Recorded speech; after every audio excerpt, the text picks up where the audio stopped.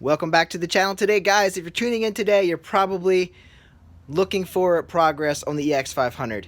Well, I've given up on batteries and I'm good. I went ahead and bought one, and I'm going to treat this bike from here on out. Now that we got the major issues done, I'm going to treat it as if I was a first-time motorcycle buyer, because that's who a lot of the 500 buyers are going to be. This is a great starter bike. So I drained out the super heavy duty diesel engine oil, because that's not what you're going to be putting in if you're just buying a bike and doing an oil change. You're going to look in the manual. It says 10W40 and it says ride. So if you're not on the forums getting all the info of what's good for a wet clutch and all that, you're going to be going to your local Walmart. You're going to be picking up whatever 10W40 auto oil that you can find. So I changed out the oil and put that in. The reason I did that is because I wondered, with my starting issues, if the oil was just too heavy when it's below freezing. Comment down below if you've had any issues with the 15W40 heavy duty diesel engine oil, because I don't know, nobody's ever mentioned that it was too heavy to turn the bike over.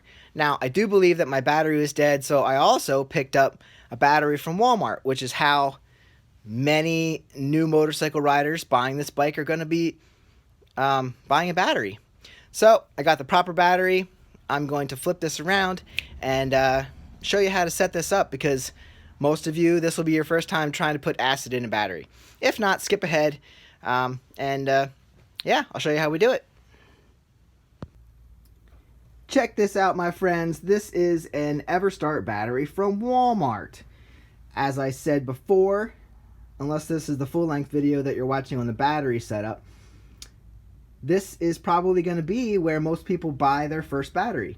So if you're buying an EX500 Ninja, you might be buying your first motorcycle. So you're going to get your oil from Walmart, you're going to get your battery from Walmart. I picked it up because that's the easiest way to get it. I might save a few bucks buying one on Amazon or eBay, but I can pick this off the shelf. Now, a lot of times you're buying a battery from Walmart, it's going to look like this.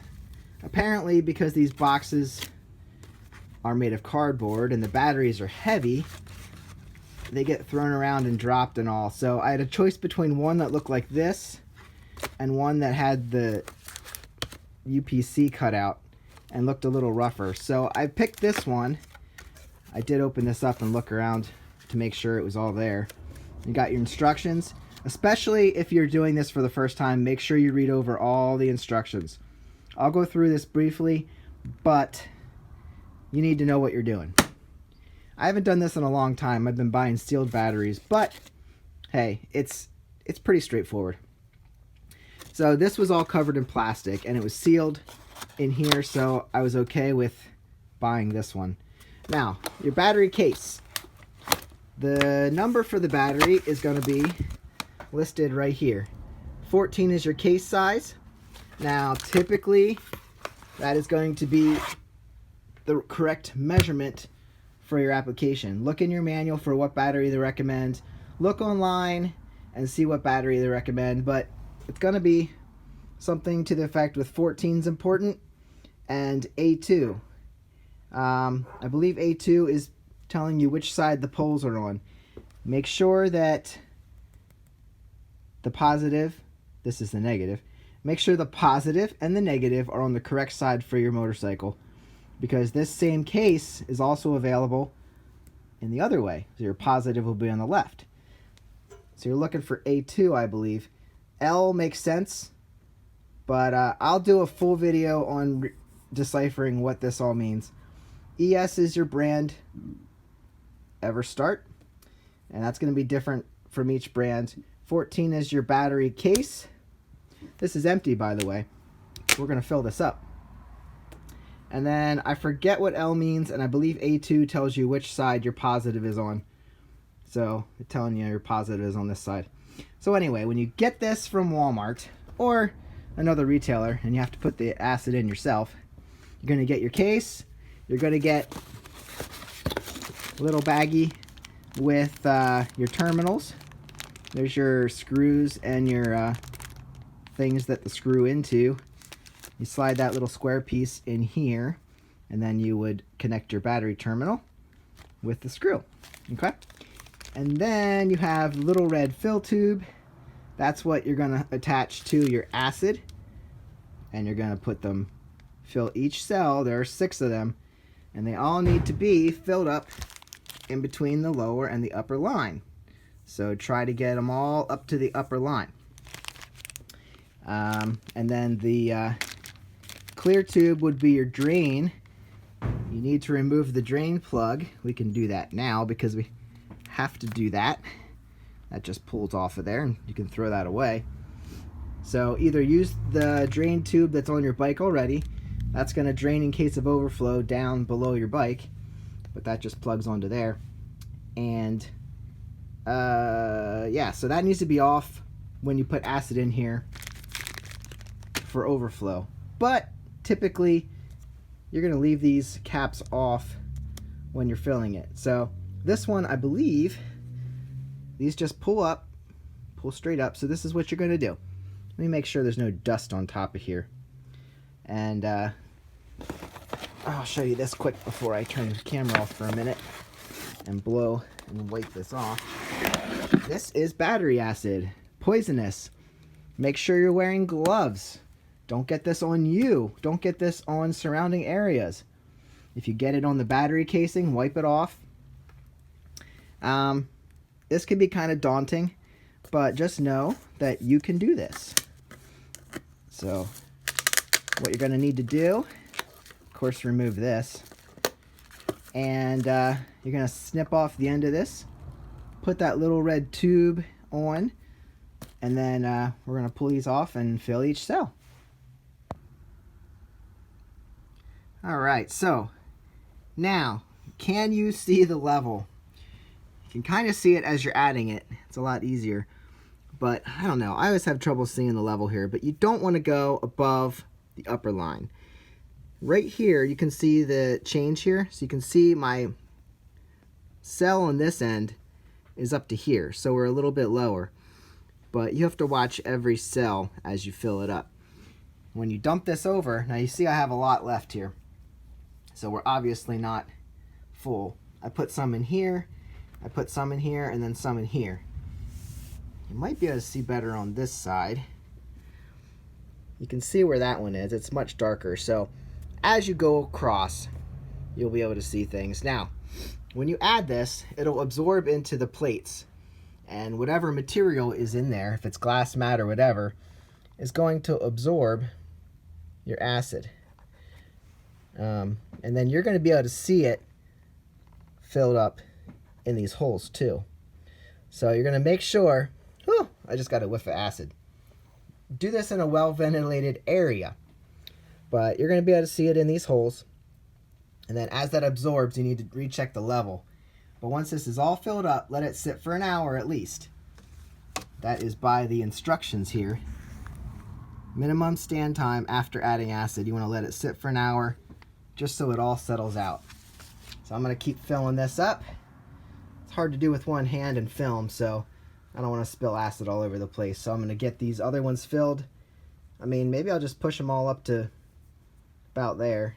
Like I said, I feel like I can see it better on the back. You can see it on the front there. So I'm going to get these all filled up. The nice thing is this bottle gets lower. You're basically tilting it to where the acid's coming out, and then you're squeezing it in. So like I said, just make sure you don't overfill it. Get it to the lower level, and then just do a little bit of topping off. All right, you see I'm filling up this one right here. Right now I'm just letting it flow in. See how it keeps going down? Now it's going up again. I'm squeezing it right now. It's going in. Squeezing it.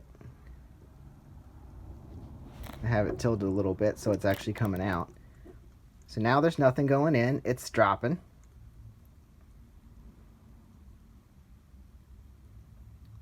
Just be very careful. Don't do it fast. This isn't a race. Just want to get it in there. Here, we'll give it a little more, because it needs to settle in there. Gonna push it a little more. There we go. Probably about where it would end up, but let's see where it goes from there.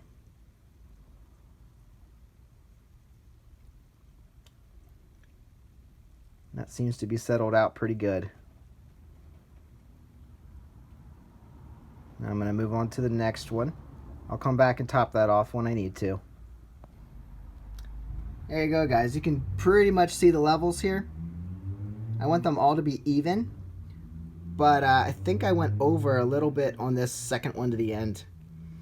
That might boil up, but you can see how, you can see the line here. This one's a little, that's probably perfect. That's a little over, that needs a little more, that needs a little more. That's way down here, and this one is way down here too. So I probably should have been using the line on the front, because you can see this one is slightly over. I don't think that's going to be that big a deal, but it might come out when we charge it. This one's good. I thought that was about right. And then I need to bring up these just a little bit more. That one definitely needs a good bit because it's down here. This one's at the bottom line, so I'm going to bring this one up into this area. And you can always top this off with distilled water. You don't want to throw tap water in there. You could, but you're not supposed to. That's just going to leave deposits on your plates that, you know, you don't want to put dirty water in there. It works, but not well. So I'm going to bring the acid up on this one and get back with you. That one needs a little bit. All right, well, as I said, that one is just a little bit higher. The rest I got right at the upper line, and we're not completely out of acid. There's a little bit left. It's probably in case you spill some. But right now, we're going to let this sit per the directions for an hour. Actually, we're going to let it sit for longer than an hour because I got to go do some other stuff. It did spill a little bit on top. If that's still there when I come back, I'll wipe it up before I put all the caps on. But we're going to let this sit for an hour, and then we do need to put a charge on it. Now you see I do have the leads hooked up here to my multimeter. Just out of curiosity, brand new, just dropped oil in it. Oil. Actually, I should have done this before I put acid in it, to see if it had any charge before that. So right now, your acid's being absorbed into the metal plates in there. And we've got 12.53. That would be enough. That's about where you should be. But we want to give it a good full charge on a trickle charger. And per the directions, I'm going to show you this.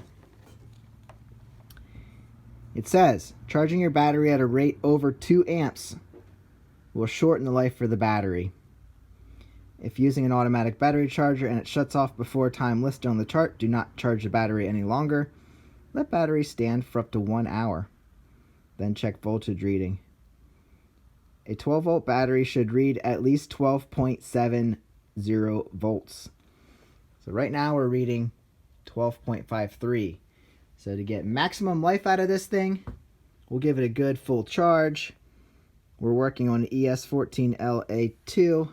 Sorry about the glare. They're all going to be 12 volt in capacity at 10-hour rate, 14 volt, 14 amp, sorry. So when we go ahead and charge this, we're going to use the small battery tender and put it on the charge. That's going to shut off when it's done. So once this sits for an hour, we'll throw it on the charger. Again, we're going to have it open like this after we give it the hour to settle and absorb. Make sure that high one might absorb a little more, so we might be perfect on that. But we're going to let this sit for an hour or so. Minimum stand time after adding acid, 1 hour. And then we're going to throw it on the charger. And then hopefully that solves all of our starting issues on the Ninja. So this, if you're only watching the how to add acid to your battery, I'll have to charge it yet, so this video won't be over. But if you're watching this in regards to the Ninja, hopefully with the lighter engine oil, whether that was a problem or not, and the new battery, brand new battery off the shelf, this thing is going to be running so I can do the carb sync. Because you got to get the bike warmed up and then do the carb sync. And then hopefully we can ride her down the road. That should be all we need to do. So thanks for watching.